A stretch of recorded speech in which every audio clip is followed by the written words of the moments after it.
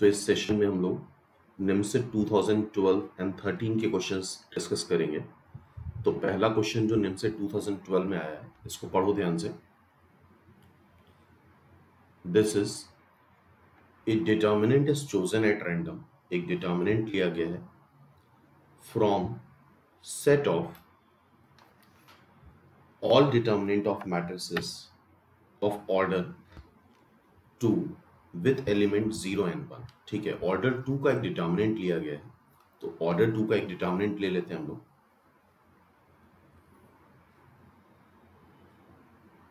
Determinant को usually हम delta से रिप्रेजेंट करते हैं। तो A B C D is a determinant.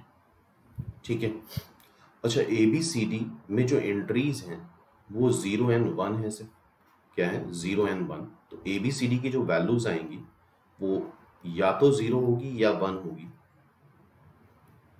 हर एक के लिए दो चॉइस हैं, आइदर 0 और 1। तो सैंपल स्पेस में ए के लिए दो चॉइस, बी के लिए दो चॉइस, सी के लिए दो चॉइस, डी के लिए दो चॉइस, हर एक के लिए दो चॉइस। तो दैट इज 2 की पावर 4। 2 की पावर 4 इज 16। 16 तो हो गया sample space, total number of determinant जो 0 और 1 एंट्री से बन सकते हैं। हमें प्रोबेबिलिटी पूछी है chosen determinant is non zero, मतलब उसकी वैल्यू 0 नहीं आए। ठीक है, तो इस डिटर्मिनेंट की वैल्यू आएगी क्या? इस डिटर्मिनेंट की वैल्यू आएगी A D minus B C. A D minus B C. A B C D की वैल्यू तुम 0 से 1 के बीच में रख रहे हो, तो क्या क्या पॉसिबिलिटी है जो ये 0 नहीं आए? एक पॉसिबिलिटी ये हो सकती है कि इसकी वैल्यू 1 आ जाए और इसकी वैल्यू 0 आ जाए, क्योंकि ए डी या बी सी में से या तो उनका प्रोडक्ट 1 बनेगा या 0 बनेगा, इसके अलावा कुछ नहीं बनेगा। बिकॉज सारे नंबर्स को या तो 0 रखना है या फिर 1 रखना है। 0 1 मिक्स कर सकते हैं, कुछ को 0 रख दिया, कुछ को 1 रख दिया। तो ए डी बताओ जरा, ए डी का प्रोडक्ट 1 कब आएगा? तभी आ सकता है जब ए और डी दोनों को 1 रख दो। बी सी का प्रोडक्ट 0 कब आएगा? बी सी का प्रोडक्ट 0 तब आएगा जब बी को 1 रखो, सी को 0 रखो, या बी को 0 रखो, सी को 1 रखो, या बी और सी दोनों को 0 रख दो। ठीक है, तो ये 3 केसेस बन गए टोटल जब इसकी वैल्यू 1 आ रही। ठीक है, दूसरा केस क्या हो सकता है? A D minus B C 0 नहीं आए, तो ये 0 हो जाए और ये 1 हो जाए बी सी। अच्छा, बी सी कब 1 होगा? बी सी तब 1 होगा जब बी और सी दोनों 1 होंगे। ए डी कब 0 आएगा? जब ए 1 डी 0, ए 0 डी 1, ए भी 0 डी भी 0। तो ये टोटल कितने केस आ गए? 3 केसेस। ठीक है, इसके अलावा और कोई केस नहीं है जब डिटर्मिनेंट की वैल्यू 0 ना आए। तो 3 केस यहां पे आ रहे हैं, 3 केस यहां पे आ रहे हैं। तो टोटल डिटर्मिनेंट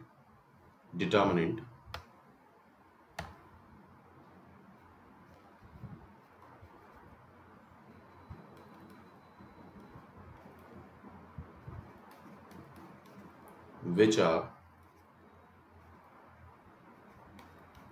not 0 हो गए 6। ठीक है, इसी के साथ ये भी देख लो, इस डिटर्मिनेंट की वैल्यू पॉजिटिव आ रही है। तो डिटर्मिनेंट जिसकी वैल्यू पॉजिटिव आ रही है, ऐसे कितने डिटर्मिनेंट हैं? 3। इस डिटर्मिनेंट की वैल्यू -1 आ रही है, ऐसे डिटर्मिनेंट जिनकी वैल्यू नेगेटिव आ रही है, कितने हैं? 3। ऐसे डिटर्मिनेंट जिनकी वैल्यू नॉन जीरो आ रही है, 6 हैं। तो ऐसे डिटर्मिनेंट जिनकी वैल्यू इस केस में 0 आ रही है, तो ऑब्वियसली कितने हो जाएंगे? वो 10 हो जाएंगे, क्योंकि 6 डिटर्मिनेंट ही ऐसे हैं जिनकी वैल्यू 6 आ रही है। तो 10 डिटर्मिनेंट ऐसे होंगे जिनकी वैल्यू 0 आएगी 6 डिटर्मिनेंट ऐसे हैं जिनकी वैल्यू 0 आ रही है, तो 10 डिटर्मिनेंट ऐसे होंगे जिनकी वैल्यू 6 डिटर्मिनेंट ऐसे हैं जिनकी वैल्यू 0 नहीं आ रही है, तो 10 डिटर्मिनेंट ऐसे होंगे जिनकी वैल्यू 0 आ रही है, 3 डिटर्मिनेंट पॉजिटिव एंड 3 नेगेटिव। तो बेसिकली क्वेश्चन क्या पूछा गया है हमसे? क्वेश्चन पूछा गया है non zero determinant. Non zero determinant कितने आ रहे हैं? 6। टोटल कितने हैं? 16। तो ये क्या बन जाएगा? 3/8। ठीक है, इट्स आंसर इज 3/8। अच्छा, ये होता है कि अगर पॉजिटिव डिटर्मिनेंट बताने होते हैं, पॉजिटिव डिटर्मिनेंट कितने हो जाते हैं 3/16, नेगेटिव भी कितने हो जाते हैं 3/16, ठीक है, और जीरो डिटर्मिनेंट कितने हो जाते हैं 10/16। तो इनमें से कोई भी क्वेश्चन आएगा तो आई थिंक कर सकते हो। नेक्स्ट क्वेश्चन देखते हैं। Next question is this, coefficient of quadratic equation ax square plus bx plus c is equal to 0 are chosen by tossing 3 fair coins। अच्छा, 3 फेयर कॉइन टॉस करो या एक कॉइन को 3 बार टॉस करो, सेम चीज होती है। हेड आएगा मीन्स 1 आया, टेल आएगा मीन्स 2 आया। इट मीन्स हेड आएगा तो इसका मतलब आउटकम हम ए बी सी की जगह पहला कॉइन टॉस करा, जो भी आया उसकी जगह जो भी वैल्यू आई हेड आ गया तो यहाँ 1 रख दिया, टेल आ गया तो यहाँ 2 रख दिया ए की जगह। फिर दूसरा कॉइन टॉस करा, हेड आ गया तो बी की जगह 1 रख दिया, टेल आ गया तो सी की जगह 2 रख दिया। फिर तीसरा कॉइन टॉस करा, हेड आ गया तो ए की सी की जगह 1 रख दिया, टेल आ गया तो सी की जगह 2 रख दिया। What is the probability that roots are imaginary? What is the probability that roots are imaginary? तो अब देखो ए बी सी की जो वैल्यूज आएंगी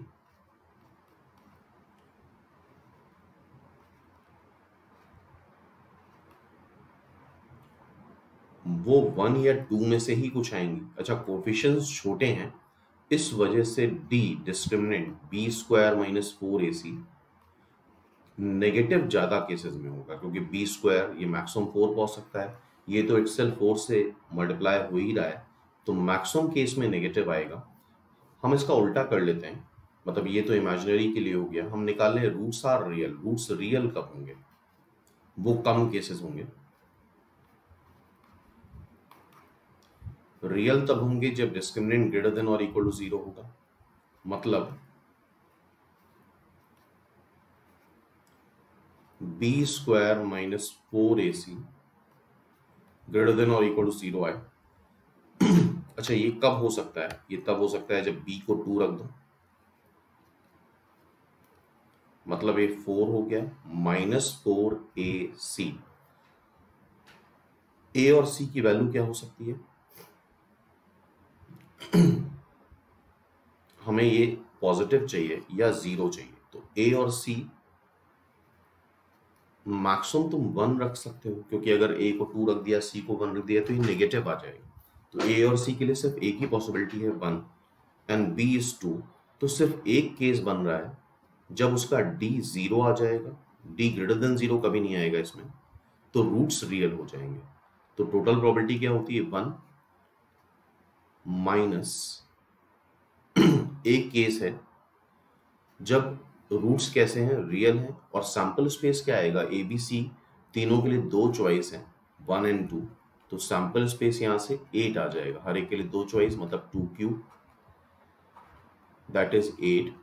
तो एक केस है जब रियल रूट है, डिवाइड बाई सैंपल स्पेस, तो it's answer will be 7/8। It's answer is 7/8, simple. तो ये भी 2012 में पूछा गया है क्वेश्चन। नेक्स्ट देखते हैं, ये भी क्वेश्चन 2012 में आया है। यहां पे ये खास बात है, PA1 है। PA1 है, इसका मतलब जो सैंपल स्पेस है या यूनिवर्सल सेट है वो पूरा कंप्लीट A से कवर्ड है। This is A, this is complete A, ठीक है।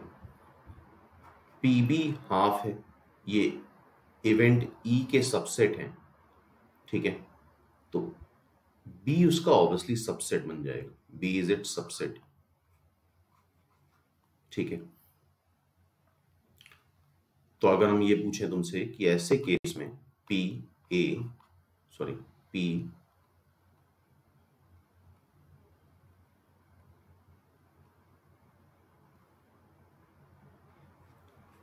A इंटरसेक्शन B बताओ, तो गौर से देखो इंटरसेक्शन में सिर्फ B ही आएगा। क्या आएगा? B, that is PB, that is half. PB half दे रखा है, ठीक है। PA गिवन दैट B, ये कंडीशनल प्रोबेबिलिटी का फॉर्मूला है। PA गिवन दैट B क्या होता है formula? That is PA intersection B upon P B. अच्छा, पी ए इंटरसेक्शन बी जरा देख लो, दोनों में कॉमन क्या आ रहा है? पी बी ही तो कॉमन आ रहा है, तो this is P B by P B, P B by P B, and this is one. तो पी ए इंटरसेक्शन बी क्या आ रहा है? वन आ रहा है, तो पहला डी आंसर। चलो पी बी इंटरसेक्शन ए भी निकाल लेते हैं, देखो जरा, P B given that A, P B given that A क्या आएगा? P B intersection A upon P A. अच्छा, पी ए इंटरसेक्शन बी निकालो या पी बी इंटरसेक्शन ए निकालो, दोनों चीजें सेम होती हैं, तो ये पी बी फिर से आएगा upon P A. P B क्या है? हाफ है, पी ए वन है, तो लिखने से कोई फायदा नहीं, तो सिंपल क्वेश्चन है। तो P B given that A क्या आ रहा है? हाफ आ रहा है, it's answer is half, simple. Next question देखते हैं, तो इसका आंसर डी हो गया। ये भी 2012 का क्वेश्चन है, ध्यान से देखो। A fair coin is tossed n times, एक फेयर कॉइन है जिसको n बार टॉस करा गया है, then the probability of getting head odd number of times. तो ये क्वेश्चन तुम्हारा बाइनोमियल डिस्ट्रीब्यूशन का है, n बार में से ऑड नंबर तुम्हें हेड मिले। अच्छा, हेड आने की probability 1/2 is same as tail आने की probability. Odd number of times head आया, तो देखो n में से एक बार हेड आए, हेड आने की प्रोबेबिलिटी एक, वन मतलब ऑड, एक बार हेड आए, और रेस्ट ऑफ टाइम्स टेल आए n-1 टाइम्स, या फिर n में से तीन बार हेड आए, हेड आने की प्रोबेबिलिटी का cube, rest of time n-3 times tail आए, या फिर nc5 हेड आए 5 times, rest of times tail आए, एंड सो ऑन। ठीक है, अब देखो यहाँ पे क्या बचा? 1/2 की पावर n, ये सारे जितने बन रहे हैं दीज ऑल आर 1/2 की पावर n, ये भी 1/2 की पावर n, ये भी 1/2 की पावर n, ये भी 1/2 की पावर n, तो 1/2 की पावर n कॉमन ले लो, ये बचेगा nc1 plus nc3 plus nc5, और ये बाइनोमियल की सीरीज पता होनी चाहिए, सारे ऑड बाइनोमियल कोफिशिएंट का सम आता है 2 to the power n-1, तो ये बन जाएगा 2 to the power n-1 upon 2 to the power n, that is 1/2। और बड़ा सिंपल क्वेश्चन है, अगर n बार टॉस कर रहे हो तो या तो ऑड बार हेड आएगा या इवन बार हेड आएगा, तो डायरेक्टली भी हम बोल सकते थे 1/2 ही चांसेस है, या तो ऑड टाइम्स हेड आएगा या फिर इवन टाइम्स हेड आएगा। टेल के लिए भी है, या तो इवन टाइम्स टेल आएगा या ऑड टाइम्स टेल आएगा, तो ऑड टाइम्स टेल आने की प्रोबेबिलिटी भी 1/2, इवन टाइम्स टेल आने की प्रोबेबिलिटी भी 1/2। नेक्स्ट क्वेश्चन, ये रिपीटेड क्वेश्चन है, 2010 में भी आ चुका है उसमें भी सोल्यूशन देखा था हम लोगों ने। 100 identical coins with probability p of showing head, मतलब ये बायस्ड कॉइन है, उसमें हेड आने की प्रोबेबिलिटी p है, ठीक है, और टेल आने की probability obviously mutually exclusive and exhaustive है, तो 1 - p है। अब देखो क्या बोला गया है, probability of showing head on 50 coins is equal to showing head on 51 coins, मतलब 50 कॉइन्स में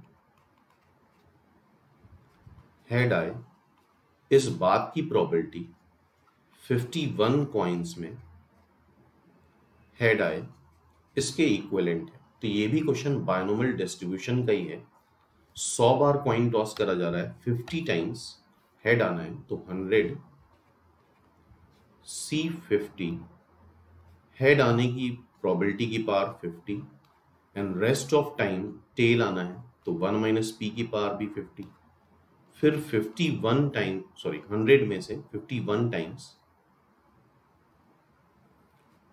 100 में से 51 टाइम्स हेड आए और rest of the time tail आए, ठीक है। तो ये हो गया। नाउ इधर ये बचेगा 1 माइनस पी,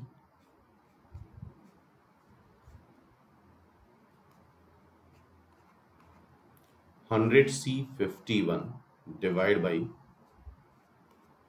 100 सी 50, यहां पे पी आ जाएगा, ठीक है।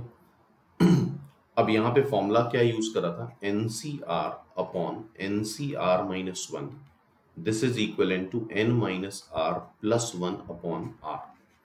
तो n की वैल्यू क्या आ गई 100 minus 51 plus 1 upon 51 into P, ठीक है। 51 उधर मल्टीप्लाई कर दो, 51 माइनस 51 पी, और ये क्या आएगा, आई थिंक ये आएगा 50 P.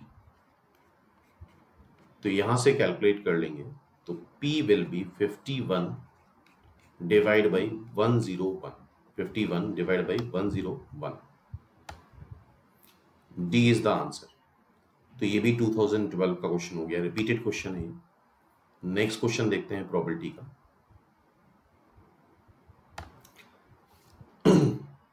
A problem in mathematics is given to 3 students A, B, C whose chances of solving, मतलब A सॉल्व कर लेता है, इस बात के चांसेस क्या हैं 1/2, B सॉल्व कर लेता है, ये गिवन है, इस बात के चांसेस हैं 1/3, C सॉल्व कर लेता है, इस बात के चांसेस हैं 1/4। तो A सॉल्व नहीं कर पाता है, इस बात के चांसेस 1/2 हो जाएंगे, 1 माइनस 1/2। B सॉल्व नहीं कर पाता है, इस बात के चांसेस 2/3। C सॉल्व नहीं कर पाता है, इस बात के चांसेस 3/4, ठीक है। If all try to solve the question, और ऑब्वियसली क्वेश्चन अगर सॉल्व करना है तो एक साथ सॉल्व कर सकते हैं at the same time, what is the probability that problem is solved. अच्छा, प्रॉब्लम सॉल्व तब हो जाएगा जब एटलीस्ट एक कर ले, मतलब ये पूछा गया है कि probability that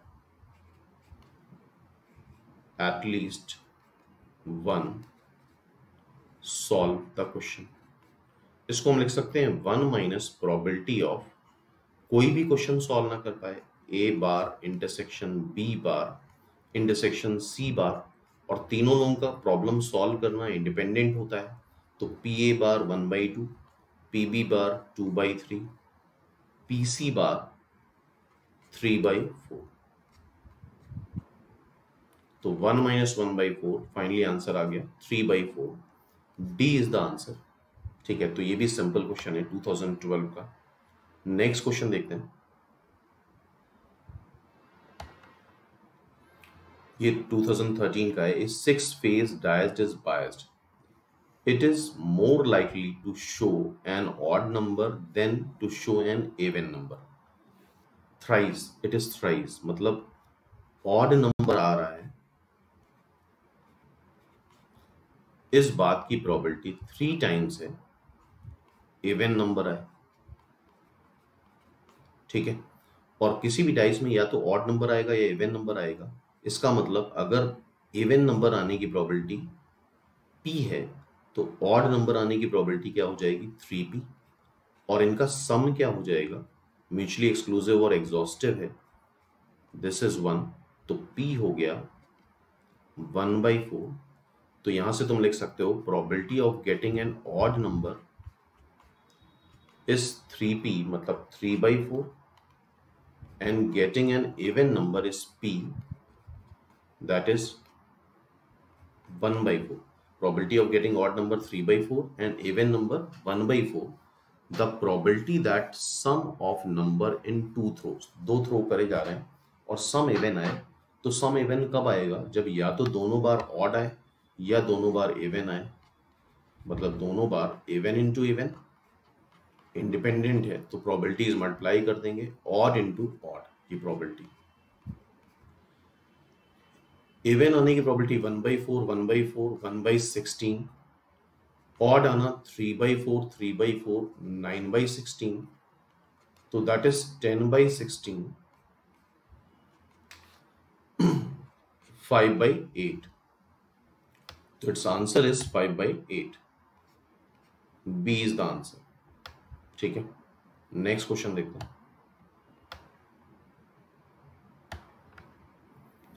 A person hit 4 times. Capital A person है जो 5 बार में 4 बार हिट करता है, तो उसके हिट करने की प्रोबेबिलिटी क्या है? 4/5. बी है वो 4 बार में 3 बार हिट करता है, डेटा पढ़ो क्या लिखा है, 3/4. सी है जो 3 बार में 2 बार हिट करता है, तो इसके हिट करने की प्रोबेबिलिटी 2/3. अच्छा, नहीं हिट करने की प्रोबेबिलिटी क्या हो जाएगी? 1/5. बी के नहीं हिट करने की प्रोबेबिलिटी 1/4. सी के नॉट हिट की probability 1/3. They fire a volley. The probability that target is hit at least twice. अब ये थोड़ा सा लेंदी हो जाता है. 2 बार करे, एटलीस्ट 2 बार करे, और कितने बार कर रहा है? 3 लोग हिट कर रहे हैं, तो इसको 2 तरह से कर सकते हैं. 1 minus probability of no hit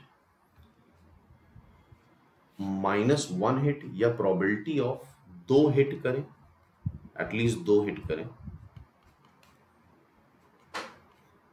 और तीनों हिट कर दें. ठीक है, एटलीस्ट 2 हिट करें या तीनों हिट कर दें, एटलीस्ट 2 हिट है. तो 2 हिट करें मतलब प्रोबेबिलिटी ऑफ ए.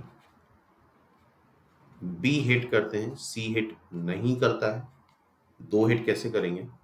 फिर ए हिट करता है, बी हिट नहीं करता है, सी हिट करता है, फिर ए हिट नहीं करता है, बी हिट करता है, सी हिट करता है, तीनों हिट करते हैं, मतलब A intersection B intersection C.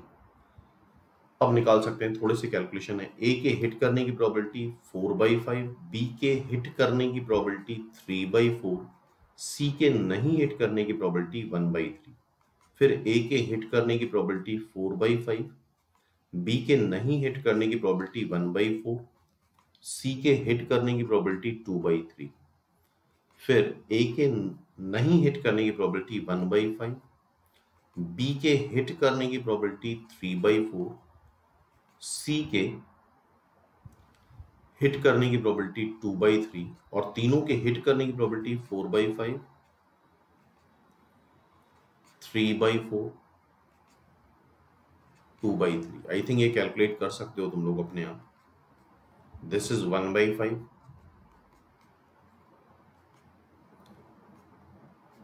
this is 2/15,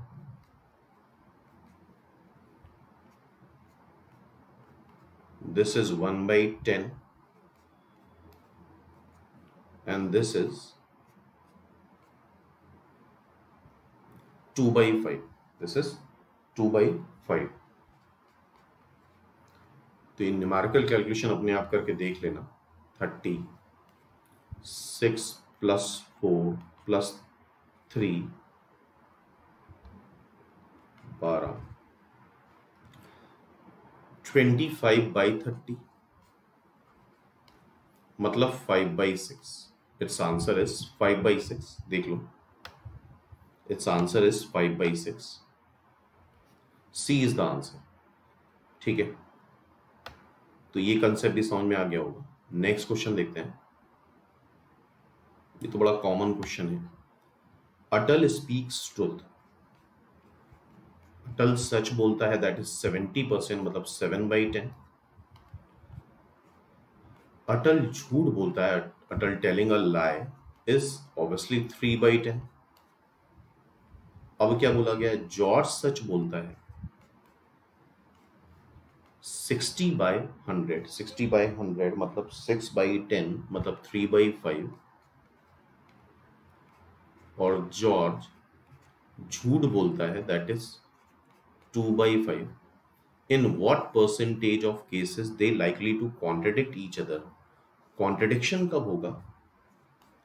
जब अटल सच बोले एंड जॉर्ज झूठ बोले. या अटल झूठ बोले, Atal telling a lie, and George सच बोले। तो सिंपल क्वेश्चन है, अटल के सच बोलने की प्रोबेबिलिटी, सच बोलना झूठ बोलना दोनों का इंडिपेंडेंट है तो 7/10। जॉर्ज के झूठ बोलने की प्रोबेबिलिटी 2/5, अटल के झूठ बोलने की प्रोबेबिलिटी 3/10, जॉर्ज के सच बोलने की प्रोबेबिलिटी 3/5। आई थिंक ये अब कर सकते हो तुम लोग। 7/25 एंड 9/50। तो ये क्या आ जाएगा 50, 14 प्लस 9, 14 प्लस 9 23, 23/50। तो ये बड़ा कॉमन क्वेश्चन था, हर एक को कर लेना चाहिए था। तो ये 16th हो गया। नेक्स्ट देखते हैं, दिस इज द क्वेश्चन। ये भी 2013 का है। पी ए यूनियन बी दे रखा है तुम्हें। अच्छा, पी ए यूनियन बी फॉर्मूले के अकॉर्डिंग होता क्या है, P A plus P B minus P A intersection B. ठीक है, पी ए इंटरसेक्शन बी तुम्हें 1/3 दे रखा है, ये 5/6 है।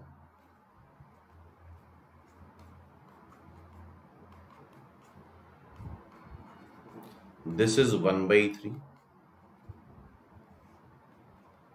तो यहां से P A plus P B आ जाएगा, P A plus P B is 5/6 plus 1/3, तो दैट इज 6, 5 प्लस 2, तो ये आ रहा है तुम्हारा 7/6। क्या आ रहा है 7/6, और दो प्रोबेबिलिटीज का सम 1 से बड़ा हो सकता है। पीबी बार तुम्हें हाफ दे रखा है, तो ऑब्वियसली पीबी भी क्या हो जाएगा, हाफ हो जाएगा। पीबी क्या हो जाएगा, हाफ। तो पीबी हाफ आ रहा है, तो यहां से P A plus P B, P B कितना आ रहा है, हाफ, इज इक्वल टू 7/6। तो यहां से हम पी ए निकाल सकते हैं।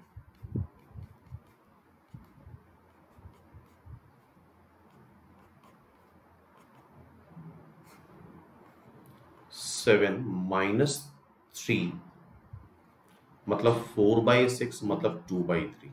ठीक है, अब देखो क्या बोला गया है, क्या चेक करना है। A and B are independent, dependent, mutually exclusive. तो सबसे पहले हम इंडिपेंडेंट देखते हैं। इंडिपेंडेंट में होता क्या है, पी ए इंटरसेक्शन बी, अगर P A into P B आ जाए, म्यूचुअली एक्सक्लूसिव तो हो भी नहीं सकता ये, क्योंकि म्यूचुअली एक्सक्लूसिव में ए इंटरसेक्शन बी क्या होता है, 0 होता है।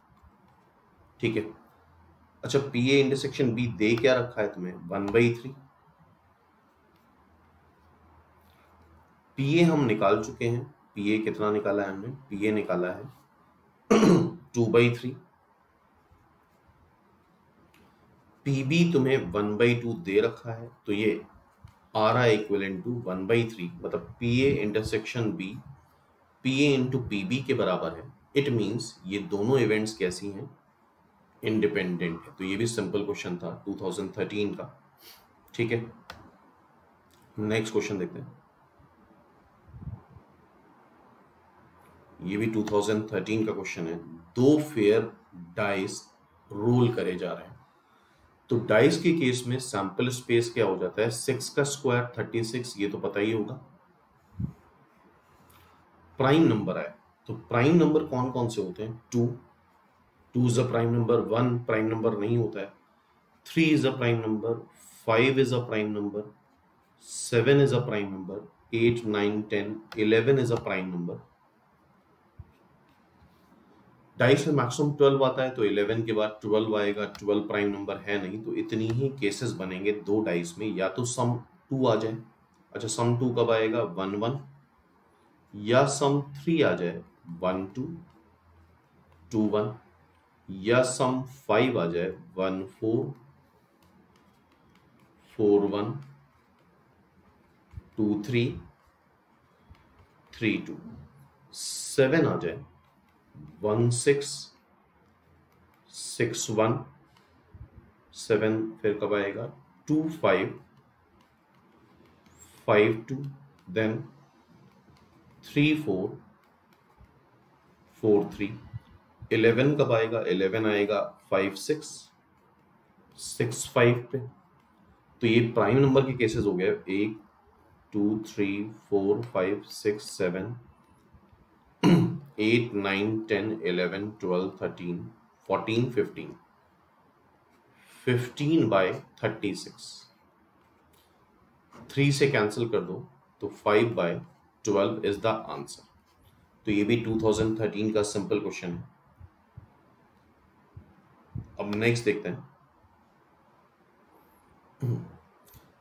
ये भी 2013 में पूछा गया है। An experiment is succeed as twice as its fail। मतलब सक्सेस, अगर फेलियर की प्रोबेबिलिटी p है तो सक्सेस की प्रोबेबिलिटी 2p हो जाएगी। ठीक है, ये गिवन डेटा है। और success and failure are mutually exclusive and exhaustive, तो इनका सम 1 आएगा, मींस p 1/3 आएगा। इट मींस सक्सेस की प्रोबेबिलिटी क्या है?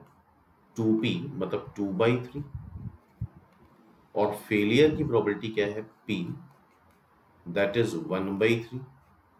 ठीक है, ये सक्सेस की प्रोबेबिलिटी हो गई, फेलियर की प्रोबेबिलिटी हो गई। Next 6 trial there will be at least 4 success. तो ये भी क्वेश्चन बायनोमियल डिस्ट्रीब्यूशन का है।